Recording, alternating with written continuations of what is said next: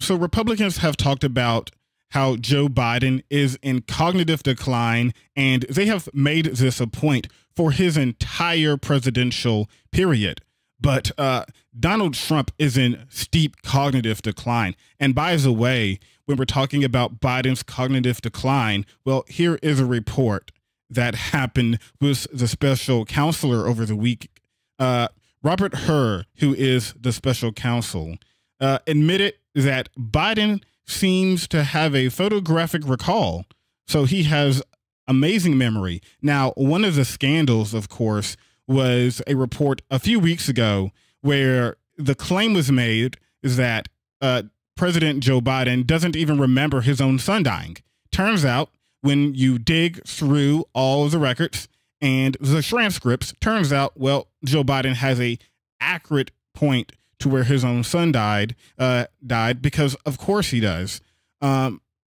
People don't tend to forget something that tragic. But anyways, let's go ahead and go to Donald Trump, who is in not only a steep cognitive decline, he is also ramping up his absolute authoritarian wishes. So let's just go ahead and get into it.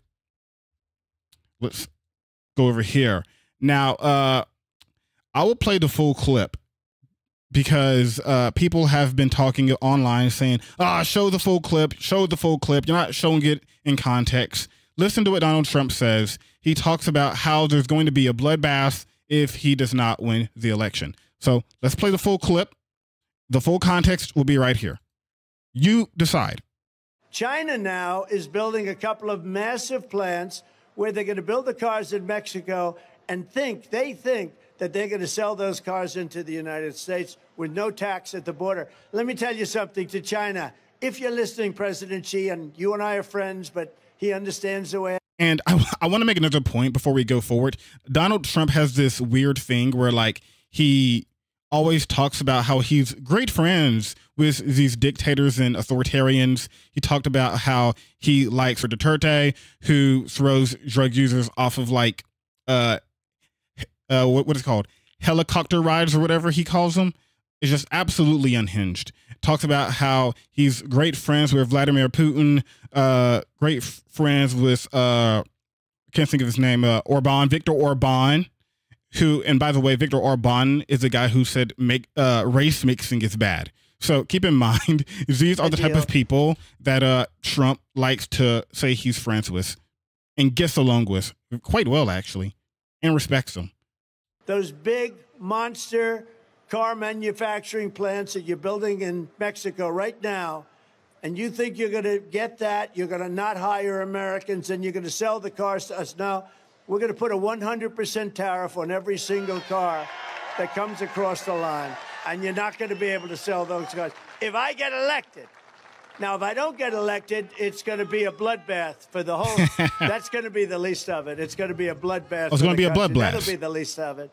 But they're not going to sell those cars. They're building massive factories. A friend of mine, all he does is build car manufacturing plants. He's the biggest in the world. I mean, honestly. So, you know, that is the clip. So Donald Trump, I mean, to me, it sounded pretty clear. He was talking about, well, it's not clear. It's clear in the fact that Donald Trump is speaking, but I understand what he's trying to get at. He's talking about auto manufacturing and China putting tariffs on them, blah, blah, blah. And then he goes to talk about how if he doesn't win, it's going to be a bloodbath. Now, you have all of these defenders coming out and saying, oh, that's not what he really means. He's talking about a bloodbath in terms of the auto industry. Well, why didn't he say the auto industry? But he said for the whole country, if he doesn't win, there's going to be a bloodbath for the entire country. I mean, what else could he really be talking about in that context?